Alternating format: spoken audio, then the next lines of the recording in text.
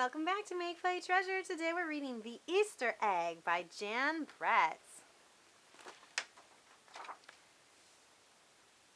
Cheery up, cheery up. Spring is here. Time to start on my first ever Easter egg, Hoppy said. Each year, the bunny who decorated the winning egg got to help the Easter rabbit hide the eggs on Easter morning. Hoppy had been dreaming about being that bunny all year long. Now it was time to get started. Everywhere Hoppy looked, rabbits were working on dazzling eggs. I need an amazing idea, he thought. Hoppy spotted Flora Bunny planting spring wildflowers in her eggs. The Easter rabbit will love those colorful flowers, he thought, and started picking flowers for his egg. Here's a basket for your flowers, Hoppy, Flora said. Chop, chop, scrape, scrape. Hoppy spied Buster Birch carving a magnificent wooden egg.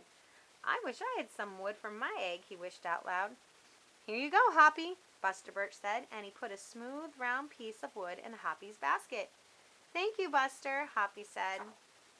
Hoppy was hopping along when the smell of sweetness led him out of the woods and straight to the chocolate egg that Aunt Sassafras was decorating with creamy frosting squiggles and bows. Hello, Hoppy, she said, and she put some chocolate squares in his basket. Hippity hop, Hoppy exclaimed. I'll make the Easter rabbit a chocolate egg so sweet it will make his whiskers tingle. Then Hoppy saw Granny Irene decorating one of her fabulous story eggs. First she traced a design on the egg with a special tool. Then she dipped the egg in pots of yellow, green, orange, and red dye, adding to the design each time. Hoppy couldn't believe his eyes. I'll never make an egg that beautiful, he told Granny Irene. She smiled. Try, she said, giving him one of her special nods.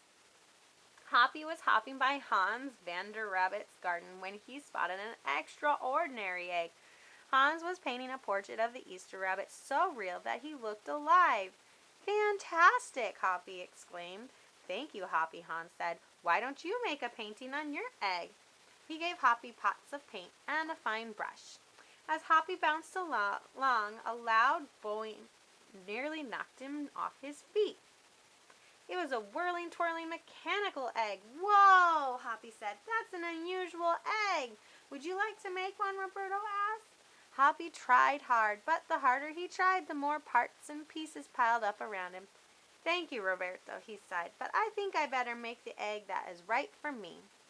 Hoppy hopped back to the woods and lay down under a tall tree to think. Making a beautiful egg is harder than I imagined, he thought. I guess I don't have to win. I just want to make an egg I'm proud of.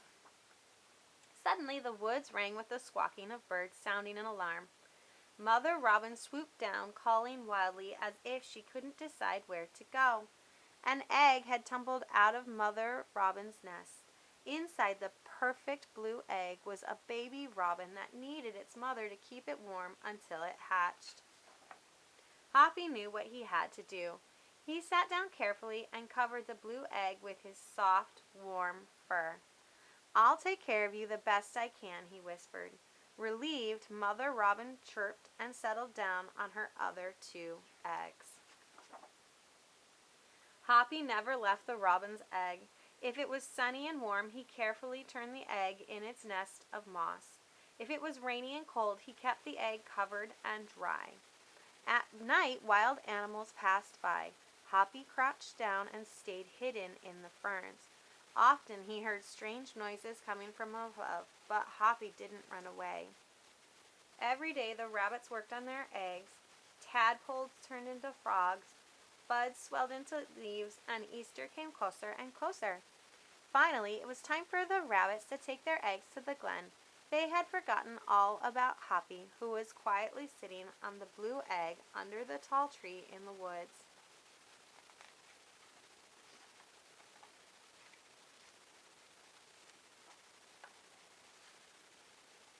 Early the next morning, the rabbits waited for the Easter bunny. Suddenly, a beautiful wagon rolled toward them out of the mist and stopped. The Easter bunny stepped down from the wagon and admired the decorated eggs one by one. You have brought me the most beautiful eggs in the world, But a very special one is not here, he told them. The rabbits were puzzled. Whose egg could it be? Fill my wagon with your wonderful eggs, he said. When I return, I will show it to you. And he disappeared into the woods. He came back with Hoppy, looking scruffy and bedraggled.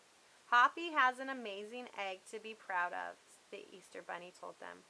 He has kept Mother Robin's egg warm and safe until her baby bird hatched and she could take care of it. The Easter Rabbit placed the empty blue shell in the place of honor atop the wagon. Now they were ready to go. The rabbits cheered for the egg that had surprised them all. It's our best Easter ever, Hoppy, they shouted. Then the brave little bunny and the Easter Rabbit rode off together to hide the eggs for girls and boys to find on Easter morning. The end. Hope you liked our book. Happy Easter, and remember to like and subscribe so you can keep up with our reading events and activities. Catch you next time on Make Play Treasure. Bye!